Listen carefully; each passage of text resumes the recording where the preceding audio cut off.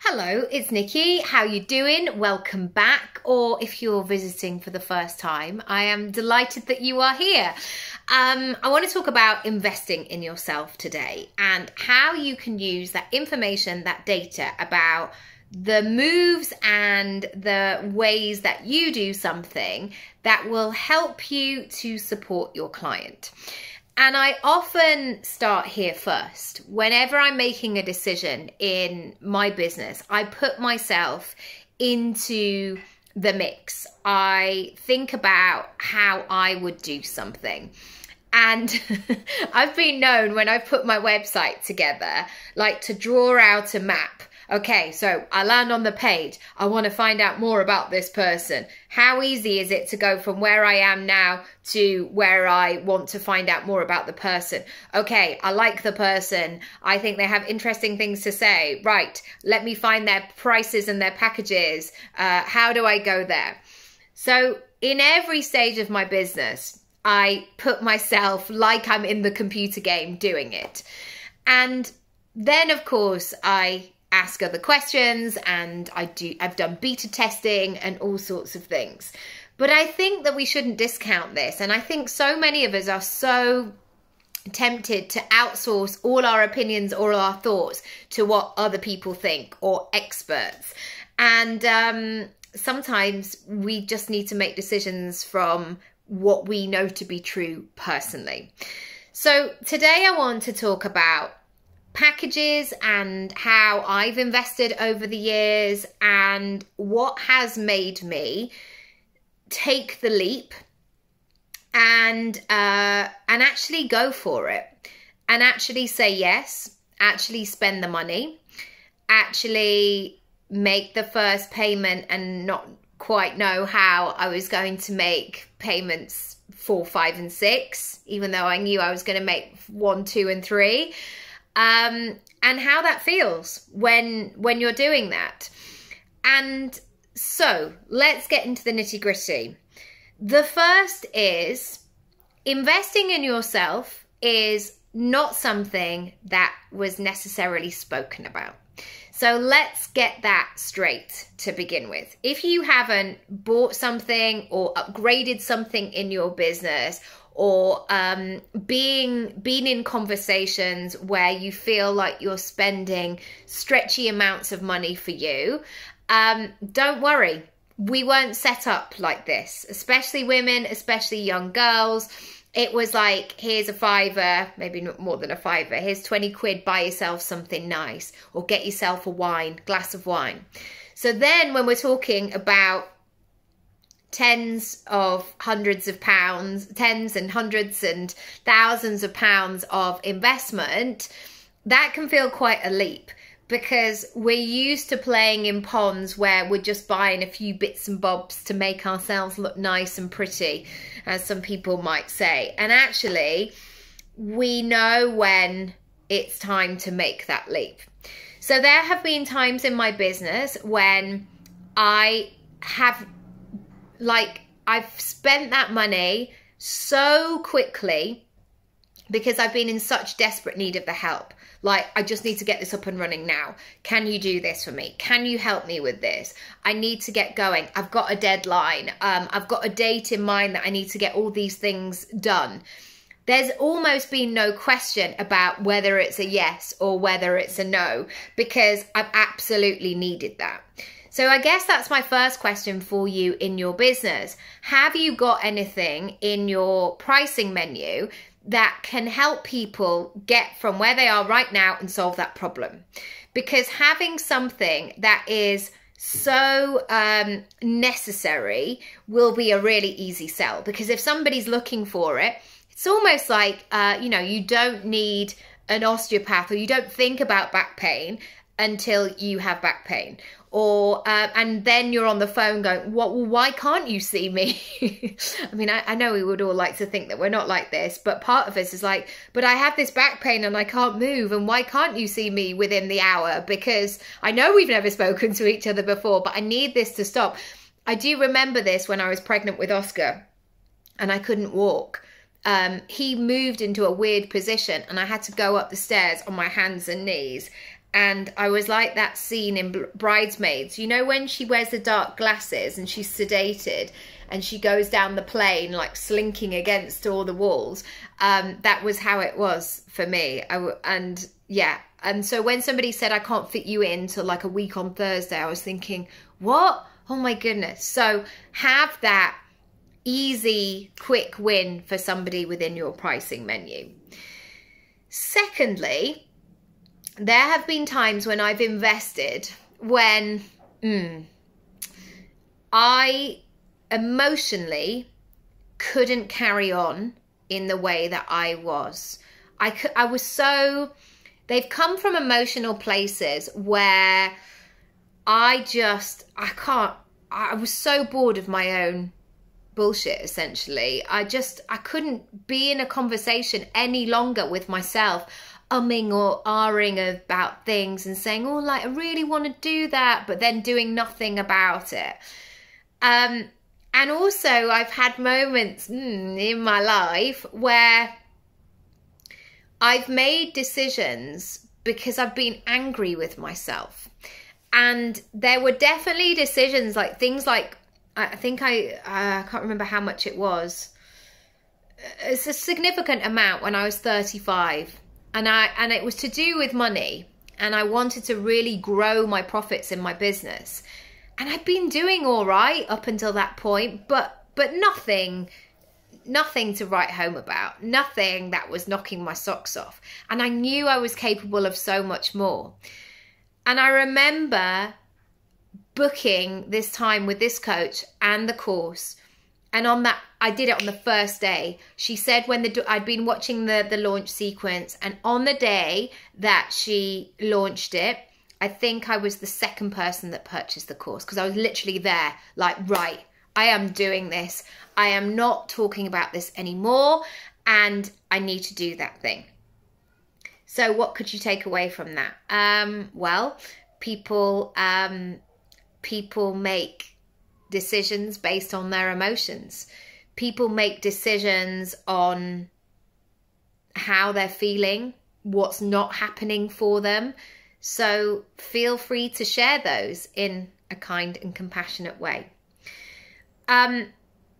Thirdly, I have made investing decisions because I decided that I wanted to go all in, and I wanted to challenge myself when I thought about what that would actually look and feel like. So when my daughter was 5 months, oh my God, 5 months, I signed up to work with a coach for a year. I'm not saying this is right. I'm not saying this is wrong. I'm not saying you should do this. I'm just sharing my experience. On paper, it felt like a big, stretchy, crazy decision. It was the most amount of money I'd spent on a coach. And secondly, I had a young daughter. And on paper, when you have a young baby, I was going to say when you're on maternity leave, but I wasn't really. I still had my hand in. Basically what I wasn't doing was maternity leave in the traditional sense, where you take a year off, because I'm self-employed, so is my partner, so we juggle it between us. And so at that time, when I technically should have been shying away, I went all in on myself. And that wasn't something that was done lightly, but it was done purposefully. And I felt very good after my daughter. I felt strong. I recovered quickly.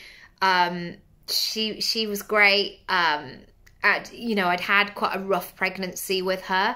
So bizarrely, when she was out into the world, I was like, okay, let's go. Let's do this.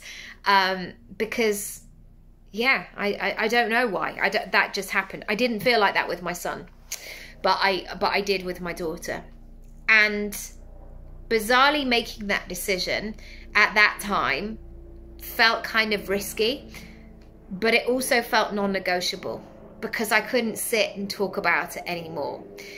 And I also had been slightly in, out, shaking it all about. So I'd do something for a month and then I'd stop for a month.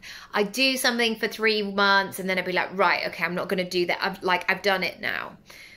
And I was really looking for that year-long, okay, what happens? What happens if you do this for a year? And I was really, really intrigued as to what could be possible. I can tell you what happened in more detail in another video, but I made the most amount of money I'd ever made in my business. That definitely happened. We also had a pandemic. So that happened March 2020. So I signed up in January 2020, and a mere sort of 6 weeks later, there we were all at home. But having somebody in my corner, having a community, having something that I was committed to, but also I had committed to myself. I was doing this thing for a year. And what I didn't want to do, and this is part of the whole process, is that I fast forwarded a year from now. Like, what would that look and feel like? What would I be doing? What would be going on? And I had done all of that visualization. I'd almost like set it in the mold in my body. And so bizarrely, even though the pandemic threw up all kinds of complications and other things, it's sort of, and I don't know why, maybe it was survival, but I didn't pay much attention to maybe I won't do the thing. I had to go. I had to do it. And so having a commitment, a payment commitment, I did the payment plan, just in case you're wondering, for a year, meant that I had space to experiment. And I've seen this a little bit in terms of physical space. So when I go to yoga, I don't even know how many the room holds, maybe 20. When the room is full, when there's 20 people, when it's summer out and it's hot yoga, so it's in 40-degree heat, sometimes you can feel like you're slightly in like sardines. And then there's some days where you go and there's maybe only 6 of you and everybody spreads their mats around the room. And I know you shouldn't look at other people, but everybody does.